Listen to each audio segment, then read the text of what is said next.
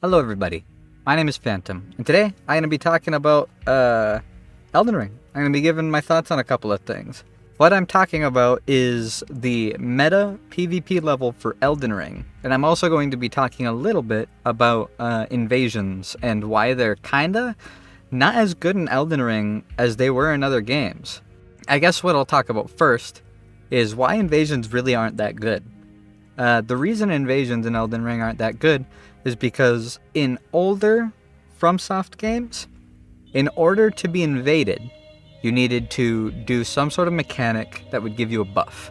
Whether it be becoming human, like using humanity, or using embers in Dark Souls 3, whatever it is, you are trading having more power and accepting a risk of having somebody come to your world and potentially kill you. That is the trade-off. Elden Ring doesn't have that trade-off. In order to be invaded, you have to use the finger remedy. But the only thing the finger remedy does is lets you summon people. And what that means is the only time you're ever going to be able to be invaded is when you're summoning people to help you fight a boss or something, or just gank in PvP. Which means that as an invader, you are almost never going to have an actual open world invasion where you are not ganked. People aren't going to just turn on the finger remedy and leave it on, because it's not giving them health, or any stats, or activating their Great Rune. They can use a Rune Arc and not be invaded, but the only time they'll ever use the actual finger remedy is when they are attempting to summon either somebody that they are talking to and are actually in contact with, or just summoning one of the various people who are willing to help fight bosses.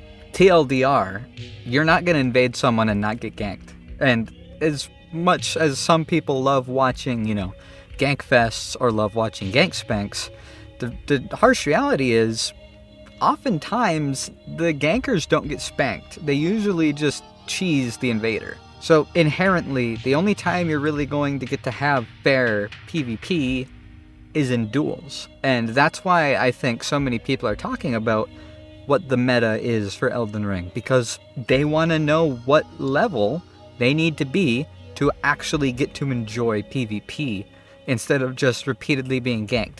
Invasions at lower levels are a little easier, honestly, like level 60 or sub-level 60. Then you can kind of set yourself up to be able to beat the gankers and enjoy it a little bit more. But anything after level 60, you're going to be having to deal with 2 or 3 much more min-maxed and cheesy people. Once they're past level 60, chances are they're going to have the weapon they want. And the weapon they want is going to do a shitload of damage. If they are summoning people to gank, they're the kind of person who is going to go out of their way to have as easy of a time as possible dealing with you. And that means they are going to go online and they are going to look up guides on how to one-shot people. I imagine you see the connection here. Now, what do I think is the proper soul level for the meta for PvP? I've seen a lot of people talking about it, but I have yet to see anyone say sub-level 125. But for me, honestly, I think PvP meta should be at level 150. A lot of content creators agree with me, but a fair amount of them will also say 180 or 125. The reason I don't think 180 is going to be a good meta level for PvP is because at level 180, you can max out like 4 stats, which means you're going to be one-shotting people. At that point, weapons are doing so much damage that even with 60 in vigor, the fight still lasts like 2 hits. Whoever gets hit twice first loses, and that's a little bit rough. Meanwhile, I could say the same thing for soul level 125. At soul level 125, somebody can put all their stats into being able to one-shot somebody, but they don't have a lot of health, so they get one-shot themselves. At both of those soul levels, everybody just gets like 1 or 2 shot. And it's hard to enjoy the experience of PvP when it's literally just whoever shoots the gun first wins. It's not as enjoyable as you'd think. And honestly, rune level 150 is not that much different. But from what I've seen, with rune level 150, you can get the damage that they get at level 125, but you can still be able to put some points into surviving. As you can see on the screen, like, we're hitting each other and we're tearing each other apart. But I didn't die from 1 spell, and he didn't die from 1 attack. He didn't even die from 2 attacks. I didn't even die from 3 spells. It took me another set of attacks and running him down to kill him. For the most part, having done PvP at level 125, 150, 180, and 210, 150 has been the most reliable for enjoying what I'm doing. Anything above level 150 is just one-shot builds, and anything below level 150 is just one-shot builds. Like, if you've done PvP at rune level 150, you understand what I say when I say nobody uses more than like 6 different weapons. Everyone uses the same weapons and same spells. However, it's not any better at 125, and it's not any better at 180. The only difference is you just die faster at those areas. Honestly, I have seen more build diversity at 150 than any other rune level. At rune level 125, it's literally only Moonveil and Rivers of Blood. Occasionally, you'll see someone running like 2 cross Nagitanas, or you'll see somebody running the whatever bleed great thrusting sword, and that's it. At least at level 150, there's a couple more builds going around, and you can reliably make builds with weapons that aren't considered meta. There are very few weapons in Elden Ring that can't 4-shot somebody once you get past level 100. There are very few, and the ones who don't 4-shot you have a status effect that lets you get even more hits in on them, whether it's Frost that does bonus damage, Bleed that does bonus damage, or Sleep or Madness, which just straight up make it so that they can't dodge for a solid 2 to 4 hits.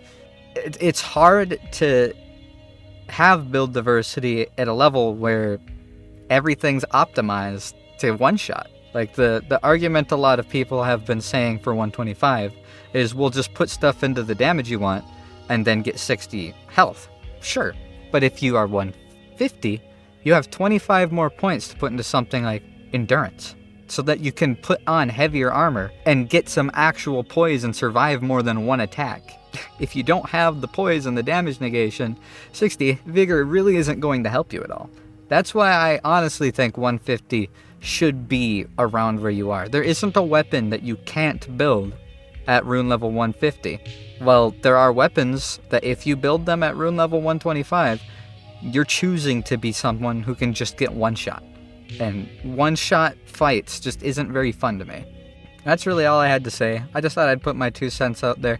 The truth of the matter is, while I think 150 is where it should be, Elden Ring is huge. So many people are playing it that you can almost instantly have duels at level 100, 125, 150, 180, 190, 210, and even higher. There are people doing PvP.